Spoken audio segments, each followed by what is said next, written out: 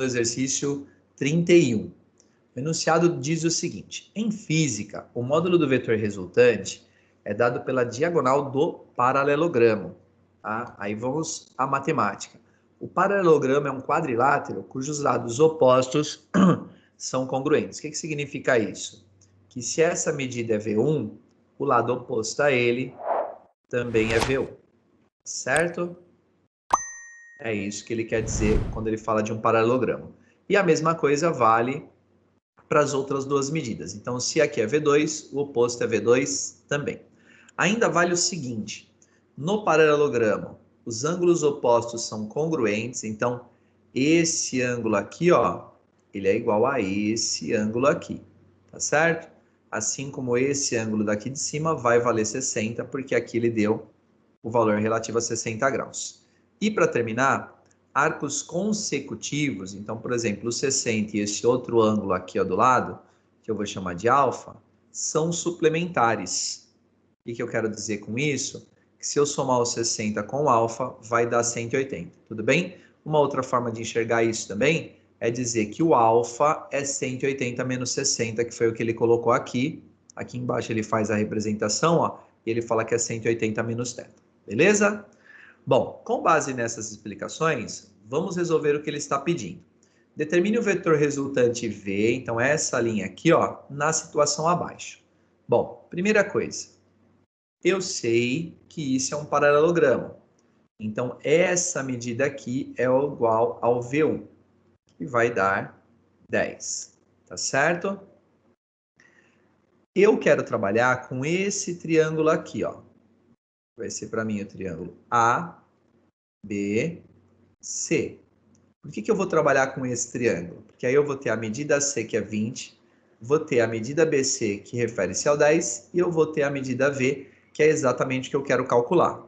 Tá? E eu ainda posso calcular o valor desse ângulo aqui, que eu vou chamar de θ. Por quê? Eu acabei de dizer que 60 mais θ é igual a 180. Então, vou utilizar isso daí. Então, vamos fazer isso aqui do lado. Então, 60 mais θ é igual a 180. Esse cálculo vem do fato de que a figura é um paralelogramo, tá bom? Vamos lá, 60 mais θ é igual a 180. Aí o θ é igual a 180 menos 60. O θ é igual a 120, certo? Só que aí eu vou ter que usar uma outra informação, mas a gente vai falar dela daqui a pouco em relação a esse ângulo de 120. Bem, então vamos lá. Vou trabalhar com o triângulo ABC. No triângulo ABC, vou anotar aqui, ó. Já calculei? Aqui é 120 graus. Nesse triângulo ABC, eu quero relacionar os três lados. Então, eu quero relacionar o lado AC, que mede 20, com o lado BC, que mede 10, com o lado AB, que é exatamente o que eu quero calcular. Tudo bem? E, além disso, quero relacionar um ângulo. Sempre que eu for relacionar os três lados, eu vou usar a lei dos cossenos. Tá bom? Então, eu vou anotar aqui embaixo, ó. Então, vou para a lei dos cossenos. E onde eu vou aplicar a lei dos cossenos? No triângulo ABC. Quando você tiver uma figura que apresenta divisões e que eu poderia identificar outras figuras, é legal você dizer onde você está aplicando a lei, tá? Bom, o que eu tenho da lei dos cossenos? Que um lado ao quadrado é igual à soma dos outros dois ao quadrado, mais aquele fator de correção lá. Bom, eu vou partir do lado AB. Por que eu vou partir do lado AB? Porque ele é oposto ao ângulo. Na aplicação da lei dos cossenos, o lado que fica sozinho é sempre oposto ao ângulo que eu vou usar. Então, como eu vou usar os 120 graus, eu vou partir do lado AB. Então, vai ficar AB ao quadrado é igual a AC ao quadrado mais o BC ao quadrado.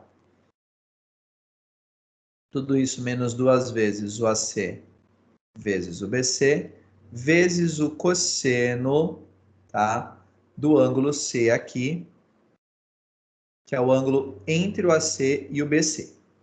Substituindo os valores, então no lugar do AB eu vou usar o V, que é o que eu quero calcular. No lugar do AC, eu vou usar o 20. o valor dado. No lugar do BC, o 10. Tudo isso menos 2 vezes o 20 vezes o 10 vezes o cosseno de 120, que é relativo ao ângulo C.